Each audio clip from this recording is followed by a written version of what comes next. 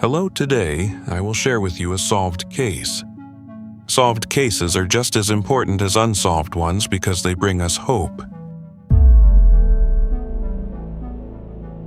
The story takes place in Adelaide in 1999. Adelaide is a port city in southern Australia with an area of 3,200 square kilometers and a population of about 1 million people. Adelaide has a developed economy and is the fifth largest city in Australia, attracting many people to work and live there.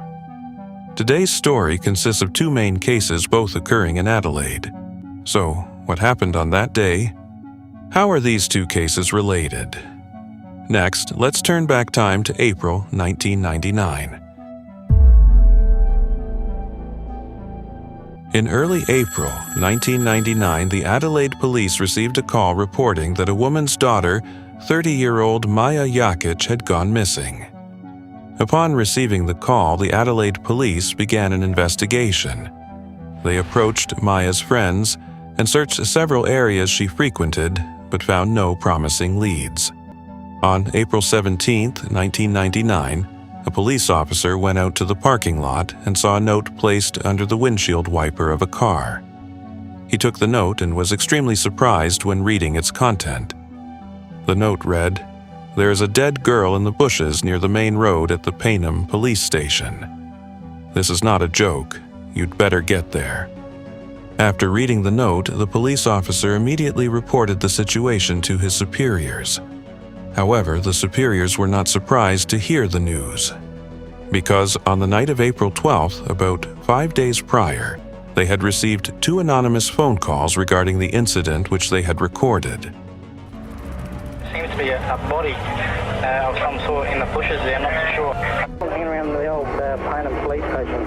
Things seem to be trying to break in there, okay? At that time, after receiving the mysterious calls, the police had also gone to the relevant areas to search but found nothing.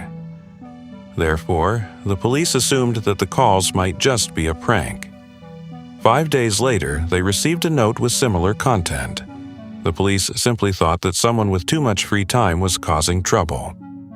But regardless of what it was, their duty required them to double-check the matter. Therefore, they dispatched a new officer to the area to investigate.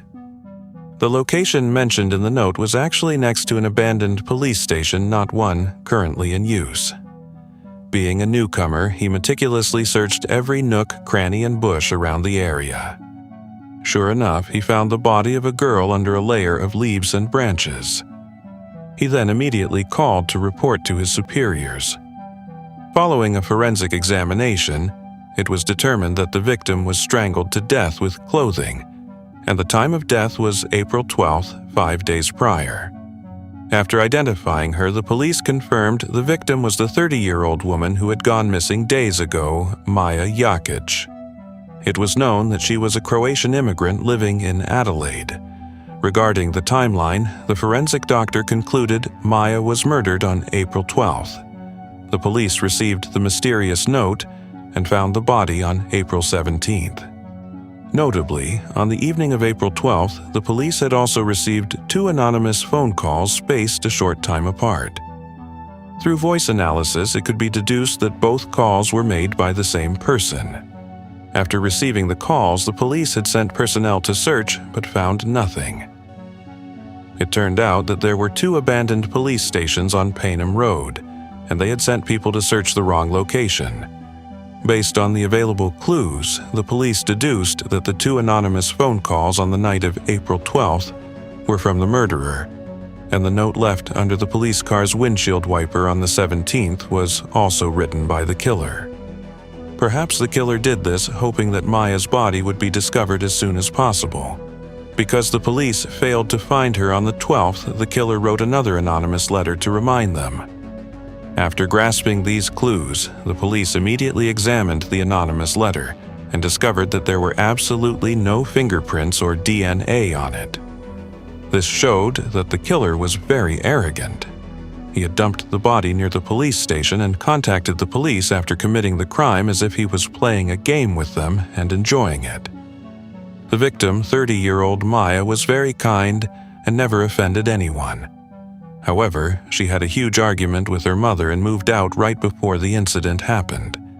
After the incident, Maya's mother was deeply saddened and remorseful.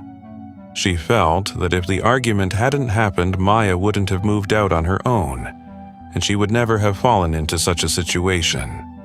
The police speculated that the killer might have wanted to sexually assault her but was unsuccessful. Therefore, he murdered the victim. It appeared to be a random crime of opportunity, and if so, the case would be even more difficult to solve. As time passed, the police investigated extensively but couldn't find a single witness. All leads were dead ends, and the police couldn't even find a suspect. Coincidentally, during the time Maya was murdered, the local area was hosting the Adelaide 500 supercar race. Fans attending the race flooded in from all over the world. The police speculated that the killer might be among the spectators. However, the number of people was too massive, and after the race they had returned to their respective countries. This made the case increasingly difficult to solve. At that time, the police were helpless and faced many difficulties, so they could only seek help from the public. The police then released the 2 audio recordings and the mysterious note, hoping someone could help identify them. After the news spread, the police department received numerous calls from the public, claiming they recognized the killer's voice and handwriting. But after checking each person one by one, none of them turned out to be the one the police were looking for. Thus, the case fell into a dead end again. By 2001, exactly 2 years later, the case remained unsolved. While still struggling with the aforementioned case, the Adelaide police encountered another perplexing one. On Thursday, August 9, 2001, the Adelaide police received a call reporting that an 18-year-old Japanese female student named Megumi Suzuki had gone missing. She hadn't attended classes for several days. The police went to her student apartment to check the situation and found that most of her daily necessities and school supplies were still inside. It didn't look like she had moved to another location. On her bed, there was a teddy bear, and under the teddy bear was a survey and statistics form. The form was supposed to be completed and submitted by the end of the previous week, but it was still lying on the bed. Afterwards, the Adelaide police notified her parents in Japan. According to her parents, if their daughter were to move somewhere else, she would definitely take the teddy bear with her because it was her most cherished and favorite keepsake. But the teddy bear was still lying on the bed. This made Suzuki's parents extremely anxious, and they immediately set off from Japan to Australia. The police then checked the surveillance cameras around the apartment and found that 6 days earlier, at 7:41 a.m. on Friday, August 3rd, Suzuki left her student apartment and headed to school. At 3:08 p.m., that day she left the school after classes and went to a shopping mall, seemingly shopping alone. After leaving the shopping mall, she disappeared. A road maintenance worker reported to the police that he found a backpack in the grass by the roadside. The police later confirmed the owner of the backpack was the Japanese student who had gone missing days earlier. Inside the backpack were a student ID, some textbooks, cosmetics, a bus ticket, credit cards, etc. Notably, 2 items she frequently used were missing from the bag: her mobile phone and a CD player. According to the information on the bus ticket, she boarded a bus on the evening of August 3rd. However, the bus was heading in the opposite direction of her apartment. After getting off, she went to a nearby gas station and bought a mobile phone SIM card. She used that SIM card to call her ex-boyfriend 12 times that day, but there was no answer on the other end. Her ex-boyfriend lived not far from the gas station. The police speculated that because she couldn't reach her boyfriend, she returned to the bus stop near the gas station to go home, and then she disappeared. Based on this clue, the police approached Suzuki's ex-boyfriend. During the investigation, he was very cooperative with the police and also stated that although he and Suzuki had broken up, they were still good friends. He was a local, while Suzuki came from a faraway country. Therefore, Whenever she encountered problems, she would often go to him to confide in him as he made her feel safe. On the night of August 3rd, the day of the incident, he was not at home but at a party with friends. With such an alibi, the police ruled him out as a suspect. Meanwhile, after Suzuki's parents arrived in Australia, they searched with the police for many days to no avail. Eventually, they made a public statement on television asking for the public's help, hoping someone could provide useful clues to help them find their daughter as soon as possible. Many days passed, but the case still made no progress. Just as the Adelaide police were agonizing over the Japanese girl's case, they seemingly gained new leads on Maya's case from 2 years ago. At that time, the police had posted the recorded anonymous phone calls on their website, making them accessible for anyone to listen to. In the early 2000s, the internet was gradually becoming popular in Adelaide, and more people started using it. This meant that an increasing number of people had the opportunity to hear the 2 anonymous call recordings. Seems to be a body of some sort in the bushes there, not too sure. I'm hanging around the old Payneham police station. Seems to be trying to break in there, I think. The police's decision to release the recordings seemed to have worked. A whistleblower stated that he knew for sure whose voice was on the call, and that person was his 36-year-old brother, Mark Aaron Rust. Rust was born in 1965, hailing from Adelaide. He was a professional taxi driver with a prior criminal record. Since the age of 13, he had liked chasing after beautiful women and fantasizing about having sexual relations with them. One of Rust's pastimes was inappropriate exposure in front of young women at a bus stop in North Adelaide. He had even harmed the daughter of his second wife. The first formal charge was filed against him in 1983. This was followed by 11 to 13 sexual offenses and several other charges including trespassing and arson. On August 16th, 13 days after the Japanese student Suzuki went missing, a woman was working late alone at a company on Kensington Road in Adelaide. An unfamiliar man rushed in, threatened her with a knife, and sexually assaulted her. To protect her life, she did not resist. After the man left, she secretly wrote down his license plate number and reported it to the police. Based on the license plate, the police tracked down the man who turned out to be Rust, the very person his younger brother had just reported regarding the audio recordings. After gathering sufficient evidence, the police immediately dispatched officers to arrest and detain Rust. Do you remember the note on the police car that I mentioned at the beginning of the video? Although there was no DNA or fingerprints, the handwriting remained. The police then compared the handwriting on the note with his writing and found many similarities. Furthermore, during Rust's detention, a fellow inmate provided the police with some highly unexpected information. The cellmate revealed that the CD player he was listening to didn't belong to him, but rather to a Japanese girl.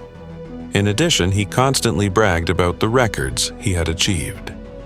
Upon receiving the tip-off, the police confiscated Rust's CD player, which had a serial number on it. The police then contacted Suzuki's parents in Japan to verify. Fortunately, they found the receipt for the CD player at home. After comparing the serial numbers, it was a perfect match. The informant also revealed that the Japanese girl was murdered in a vacant lot, and some of her clothes were burned near a gas station.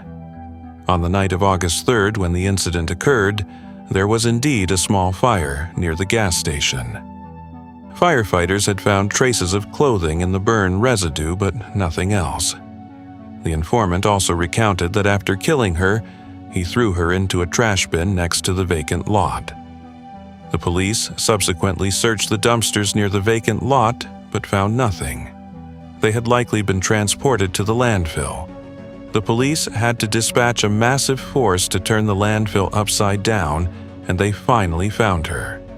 In October 2001, Rust was charged with the murders of 30-year-old Maya and 19-year-old, 18-year-old Suzuki. Initially, he claimed he didn't know the two of them, but faced with irrefutable evidence, he finally confessed to the crimes. Rust had been married twice, and both marriages ended in failure.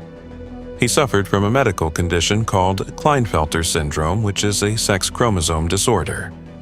This left an indelible shadow in his heart since childhood. He began to harbor a deep hatred for women, and later turned into a psychopathic killer. Regarding Maya's case, he stated that on April 12th, while driving his taxi on Paynham Road, he saw a girl walking alone on the street. He pulled up alongside her and asked, "Want a ride?" but she refused. He continued to follow her and asked again, but was rejected once more. Because his demands were unmet, and since Maya even looked at him and smiled, his misogynistic hatred reached its peak. When Maya turned her back to walk away, he lunged and attacked her from behind. His initial intention was to rape her, but he decided at the last minute that he wanted something a little more shocking. He covered her mouth to silence her and began to strangle her. He claimed that he did it for the thrill. He then dumped her body in the bushes near the old Paynham police station and called the police. He wanted to see the horrified faces of the police when they found the body. As for the 18-year-old Japanese girl Suzuki, he confessed, "In the evening while driving, I saw a girl standing alone holding her phone near the gas station. Seeing that the surroundings were deserted with no one around, his lust was aroused, and he approached to cover her mouth from behind. Seeing the victim resist, he immediately murdered her." Both victims were very young, especially Suzuki, who was 18. She was sent by her parents to study in Adelaide in the hope of learning about different cultures and experiencing a new life, only to meet tragedy right here. If the police hadn't arrested Rust, he probably would have slaughtered more innocent people. In May 2003, the Adelaide court sentenced him to life imprisonment without parole. Such a punishment is extremely rare, in Australia being almost the highest possible sentence. While listening to the trial's verdict, Rust was expressionless and showed absolutely no remorse. However, what awaited him was the severe punishment of the law. Rust would have to pay the price for his actions. Hopefully, this outcome can bring some comfort to the victims and their families. Today's video ends here. See you again in the next videos. Goodbye.